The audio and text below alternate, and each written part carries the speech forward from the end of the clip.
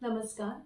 आज वाचनव्रतामध्ये मी चंद्रशेखर गोखले यांनी लिहिलेलं मर्म या पुस्तकामधली पुनरुपी ही कथा वाचून दाखवणार आहे. वल्लरी कोंडाळकर ही मॉडेल कोऑर्डिनेशन करत असताना माझ्या संपर्कात आली. त्या काळात केवळ अभिनय क्षेत्रात करिअर करायचं या इराद्याने कोकण सोडून मुंबईत डेरेदाखल होणं खरंच फार मोठी गोष्ट होती. कारण त्या काळी फार मर्यादित संधी उपलब्ध होत्या. DD1 सारखी एकमेव वाहिनी हिंदी मालिकांसाठी होती आणि सह्याद्रीवर काही फुटकळ मराठी मालिका असायच्या. दुसरा पर्याय मराठी रंगभूमी. वल्लरी दिसायला लाखो में एक होती. अगदी नूतनच्या धाटणीतली. लांब सडक केस आणि स्माईल असं की पूछो मत.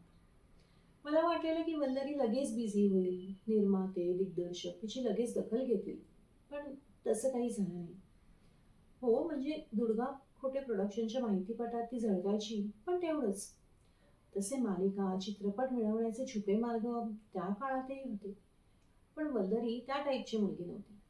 तिचा स्वतःवर विश्वास होता, अभिनयात चमक होती, स्ट्रगल करायची तयारी होती आणि 3 वर्षाची मुदत तिला घरून मिळाली होती. पण पण या पण पुढे कोणाचं काही चालत नाही. एक मात्र झालं.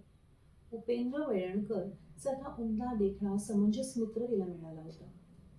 आपल्या दोघांचं जमलंय हे त्या दोघांच्या लक्षात येत नव्हतं किंवा ते मान्य करत नव्हते, कारण दोघांना करिअर करायचं होतं आणि त्यात कोणतीही अडचण नको होती.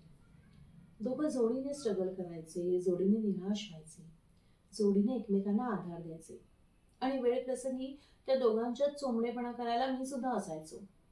म्हणजे त्यांची समजूत काढायला मी अगदी छान स्थिर स्थावर होतो असं नाही, पण तरी वेळेची गरज ओळखून समजुतीची फुंकर घालू शकत होतो. उपेंद्रच्या लवकर लक्षात आलं की आपल्या इथे निभाव लागणं कठीण आहे. नशीब नावाची फार मोठी गोष्ट कन्वर्टीला असावी लागते.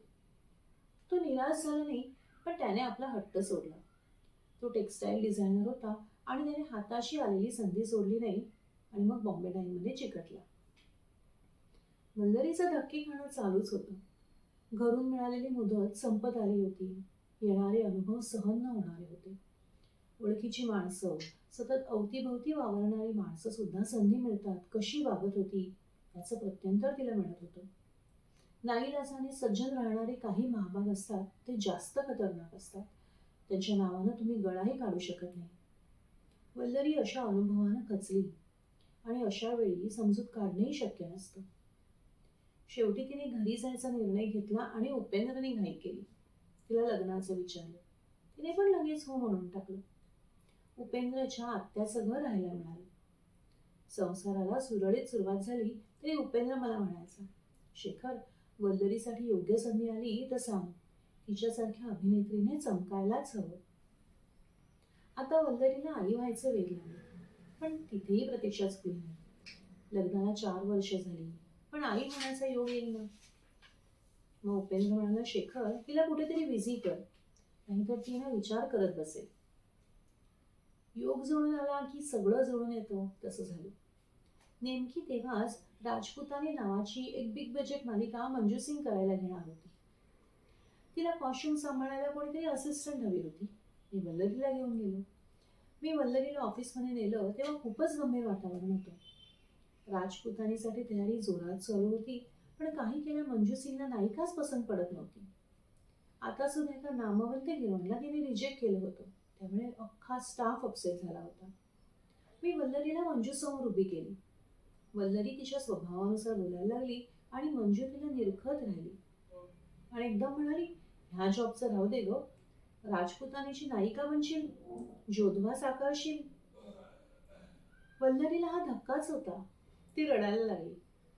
मी तिची सगळी दास्तान मंजूला ऐकवली आणि एका रात्रीत वल्लरी प्रकाशाच्या झोतात आली.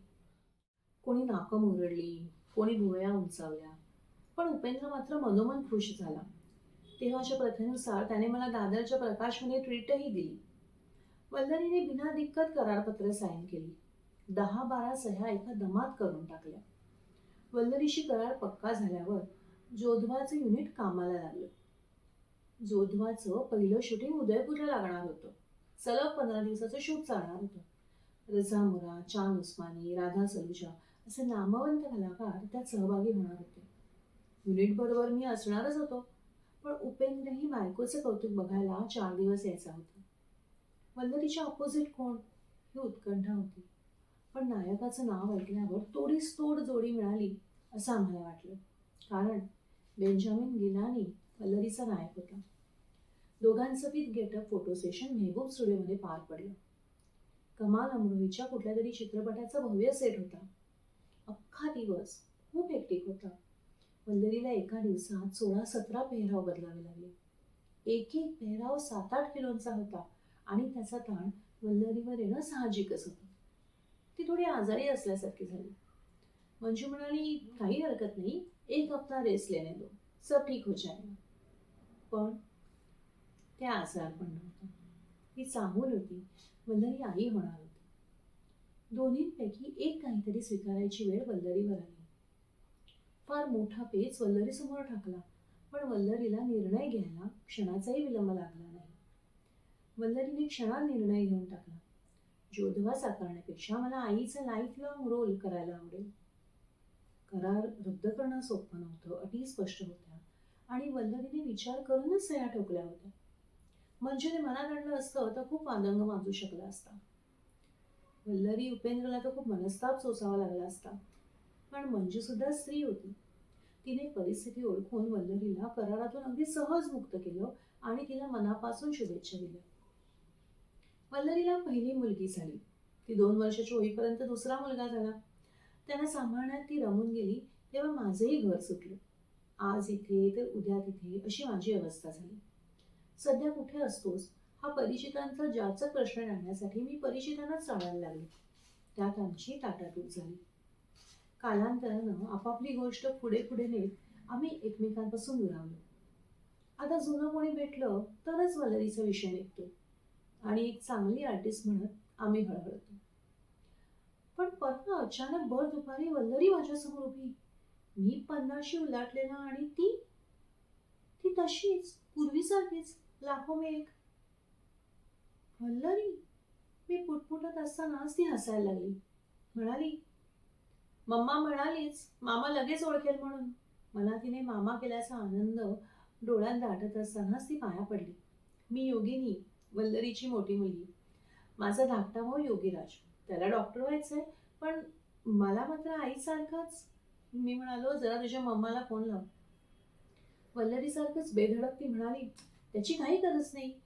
मम्मा आणि बाबा तुला भेटायलाच निघालेत. कधीच तुझा पत्ता शोधतोय आम्ही. किती घरं बदलतोस रे. ती घडाघडा बोलत होती. अगदी वल्लरीचाच भास होत होता. मी जीवाचे कान करून ऐकत होतो, पण आकलन कशाचंच होत नव्हतं. कानानं टिपलेलं हे होतं. मी पुढे आले. माझा पुनर्जन्मावर विश्वास आहे, पण वल्लरी तिच्या घरात सुखात असताना तिने तिची प्रतिकृती माझ्यासमोर उभी केली होती. एका कलाकाराची दुर्दम्य इच्छा होती, ध्यास होता, तो वाया कसा जाईल? आणि वाया नकोच जायला. जशी वल्लरीसाठी मी देवाजवळ प्रार्थना करत असे, नकळत मी ह्या मुलीसाठी देवाजवळ हात जोडले. तशी वल्लरी सारखी जोरात खिदळत ती म्हणाली, मम्मा म्हणतच होती तू लगेच देवाला हात जोडशील म्हणून. धन्यवाद.